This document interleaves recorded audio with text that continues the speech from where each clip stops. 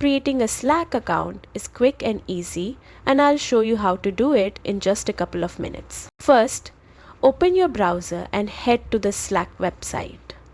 Click on Sign In, and even though it says that, you'll see the option to create an account.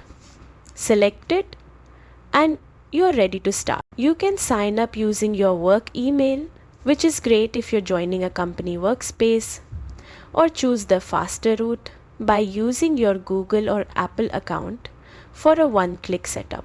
If this guide is helpful so far, make sure to like this video and subscribe for more quick tutorials. Next, you may be asked to complete a quick CAPTCHA to verify you're human.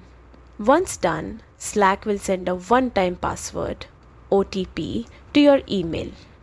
Head to your inbox, grab that code and enter it back into Slack. From there, just follow the final prompts to finish setting up your profile. And that's it. Your new Slack account is ready, and you can start joining workspaces or creating your own right away. Quick, simple, and you're all set to stay connected with your team on Slack.